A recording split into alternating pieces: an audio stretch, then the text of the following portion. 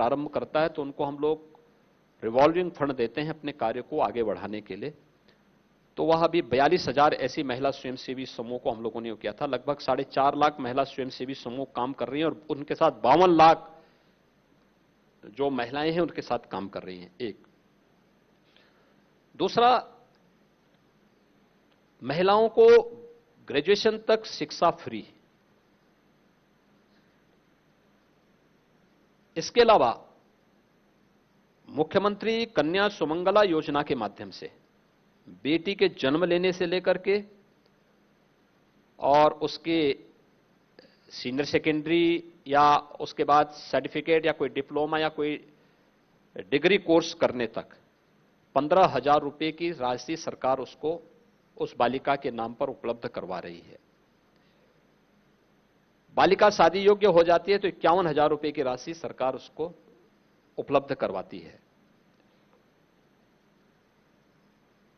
हम आर्थिक रूप से महिलाओं को स्वावलंबी अगर बना लें तो वह स्वयं भी जागरूक हो सकते हैं, अपने परिवार को भी जागरूक कर सकती हैं। और इसीलिए सरकार ने सभी कदम उठाए थे, क्योंकि अभी हम लोगों ने जो एक नई जनसंख्या की नीति घोषित की है जिसपे कुछ लोगों ने विवाद खड़ा करने का प्रयास किया था। ये नई जनसंख्या की नीति इसी बात को ध्यान में रखकर की गई। उसके फोकस, उसके पीछे क्या, जनसंख्या स्थिरीकरण के लिए हम लोग जागरूक करें, पहले एक जागरूकता का अभियान चलाएं। लेकिन उसका मुख्य फोकस क्या है, मातृ मृत्यु दर और शिशु मृत्यु दर को न्यूनतम स्तर पर लेके जाना है। न्यूनतम स्तर पर अभी हम नेशनल एवरेज से भी काफी दूर हैं। यद्यपि पिछले 4 वर्षों के अंदर कुछ सुधार हुआ है, लेकिन हम उसको संतोषजनक नहीं मान सकते। हमें नेशनल एवरेज से भी न्यूनतम स्तर पर लेके आना है और उसके लिए ही ये प्रयास हमारे प्रारंभ हुए हैं। आंगनवाड़ी केंद्रों को मजबूत करना, हर एक स्तर पर महिलाओं को रोजगार और नौकरियों के साथ जोड़ना। उत्तर प्रदेश में आप आश्चर्य करेंगे, पिछले 4 वर्षों में कितनी बालिकाओं को हमने पुलिस में भर्ती किया है। 30,000 बालिकाएं भर्ती हुई हैं पुलिस में, अकेले 30,000 बालिकाएं। रिकॉर्ड होगा ये तो। और 1,20,000 जो शिक्षकों की नियुक्ति हुई है बेसिक शिक्षा में, अकेले बेसिक शिक्षा में, इसमें से लगभग, जो मैं आंकड़े मेरे ठीक होंगे तो मैं मानता हूं कि ये लगभग 55% इसमें महिलाएं भर्ती हुई हैं। और कितनी योग्य हैं, उनकी योग्यता देखें ना। कल ही गोरखपुर की एक बालिका जो सहायक अध्यापिका थी, यूपी पीसीएस में उसका सिलेक्शन हुआ है और कल ही एसडीएम का नियुक्ति पत्र मैंने स्वयं उनको उपलब्ध कराया है लखनऊ में। ये अच्छे लोग आ रहे हैं। ऐसा नहीं कि महिलाएं अब जागरूक न हो रही हों, लेकिन मुझे लगता है इसमें अभी कार्य किए जाने की आवश्यकता है। समाज को इसके प्रति जागरूक और संवेदनशील बनाई जाने की आवश्यकता है। आपका एक वीडियो वायरल हो रहा है, आप पर लिखा हुआ, आपका तो नहीं है वो, और ये एक आला है नया। इसकी लाइनें हैं, बड़े बड़े मुख्तार माफिया डर के मारे ही मर जाएं, अपराधी के घर बुलडोजर जेहल जाके खुद छिप जाएं, योगी बाबा बड़े लड़ैया जिनकी बार सही ना जाए। तो ये जो इसमें एक नाम भी आता है। तो आपकी ये जो माफिया वाली नीति है, मैंने आपसे कहा था कि बाद में उस पर आऊंगा, बड़ी इनोवेटिव है पुलिस के लिए। वीपी सिंह से मैंने आपसे एक इंटरव्यू में हिंदुस्तान टाइम्स के, ये याद होगा आपको, पूछा था कि वीपी सिंह के वक्त में थानों में एक प्रोफार्मा रहता था कि बस उसमें नाम, पते और तारीखें बदलती थी, लोग बदलते थे, वो प्रोफार्मा चलता रहता था एनकाउंटर का। अब बड़ी इनोवेटिव हो गई, कभी गाड़ी पलट जाती है, कभी कुछ हो जाता है। तो ये क्या है, ये आल्हा और आल्हे की लाइनें और फिर ये इनोवेशन जो पुलिस के हैं, तो इसमें देखिए ये आम जन की भावनाएं हैं। पब्लिक क्या चाहती थी यूपी के अंदर, मैं धन्यवाद दूंगा अपने उस लोक कलाकार को जिसने अपनी भावनाएं लोक गाथा के रूप में अभी मैं उसकी एक लाइन और कोट करूंगा इसके बाद, पहले आप जवाब दे लें। और ये वास्तव में आम जन की भावनाएं हैं, लोग क्या चाहते हैं।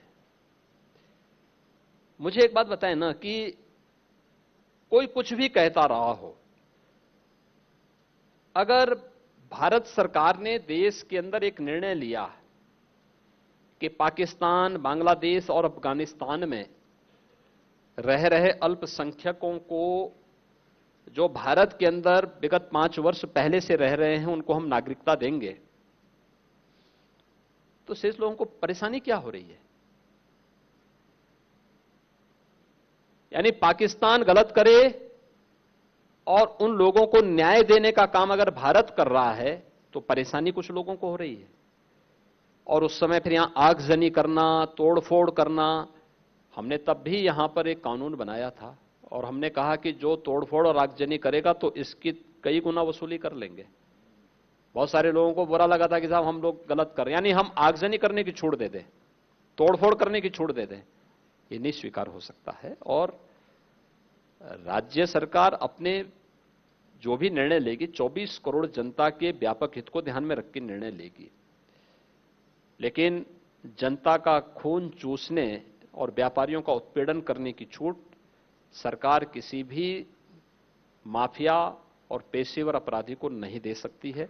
और हम लोगों का ये पहले दिन से जो संकल्प है, हम उस संकल्प के साथ आज भी पूरी प्रतिबद्धता के साथ जुड़े हैं। एक एनकाउंटर को तो पॉलिटिकल इशू बनाने की कोशिश हो रही है इलेक्शन का। देखिए, इस प्रकार के इशू कभी भी पॉलिटिकली जो है टिक नहीं पाते हैं। इसलिए नहीं टिक पाते हैं कि उन राजनीतिक दलों को स्वयं कटघरे में खड़ा होना पड़ेगा कि राजनीति के अपराधीकरण को लेकर के उनको अपनी स्थिति स्पष्ट करनी होगी जनता के सामने। मुझे लगता है कि उत्तर प्रदेश और देश की जनता किसी अपराधी, किसी माफिया और किसी आतंकवादी को कभी महिमामंडित नहीं कर सकती है। अगर करती तो फिर मुझे लगता है कि कहीं ना कहीं गड़बड़ जरूर है। फिर इसी आल्हा की कुछ लाइनें और भी हैं, कुछ तो बहुत बढ़िया हैं। घर घर राशन बिजली पहुंचे, चोर उचक्के गए लुकाए। लेकिन अगली लाइनें बड़ी अद्भुत हैं और इससे लोगों को डर लगता है। कुछ लोगों को, तन से हिंदू मन से हिंदू, जय जय श्री राम सुनाए योगी बाबा बड़े लड़ैया। तो ये जो सबका विश्वास वाली बात थी, ये कुछ लोगों को ऐसा लगता है जैसे उत्तर प्रदेश में उनको पूरी तरीके से वो महफूज नहीं है। देखिए शशि जी, मैं जो है मुझे पिछले 2 वर्ष के दौरान हर तबके के धर्माचार्यों से, धर्मगुरुओं से बातचीत करने का अवसर प्राप्त हुआ। कोरोना के दौरान खास तौर पर, या अलग अलग समय में मैंने उन लोगों को बुलाया भी है। उनकी बातों को सुनता हूं, बहुत ध्यान से सुनता हूं। अच्छी बातें बोलते हैं लोग, अच्छा सुझाव भी देते हैं। और मेरा सबसे वही आग्रह रहता है, आज देखिए ना, उत्तर प्रदेश का हर तबका इस बात को स्वीकार करता है ना कि साहब दंगे नहीं हुए हैं तो इसमें हर व्यक्ति सुरक्षित है। अगर दंगे होंगे, हिंदू मरेगा तो क्या मुसलमान सुरक्षित रह जाएगा? अगर एक तबका मरेगा तो दूसरा भी तो उसकी चपेट में आएगा।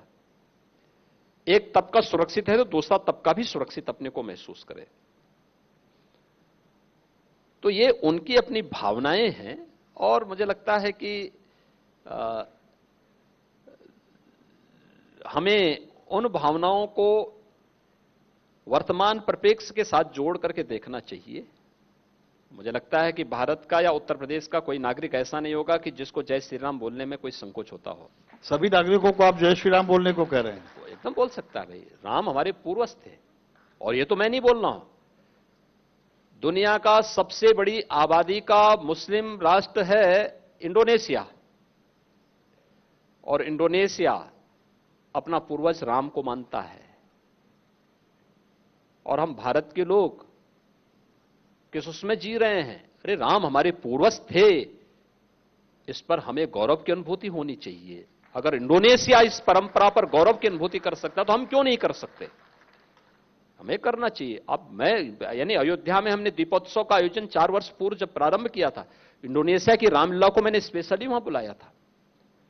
सभी पात्र मुस्लिम थे, क्योंकि नाम जब पूछता था उनसे तो वो नाम एकदम विशुद्ध संस्कृत नाम होते थे। तो मैंने उनसे जब पूछता था भी आपका मजहब या धर्म क्या है, तो इस्लाम बोलते थे। और मैं उनसे पूछता था कि भाई आप जो है इस्लाम के अनुयायी हैं, नाम आपका जो है विशुद्ध संस्कृत निष्ठ है, और रामलीला में कोई राम बना है, कोई सीता बनी है, कोई हनुमान बना है, कोई रावण बना है, कोई कुछ और बना है। आखिर ये सब क्या है? क्योंकि यहां बने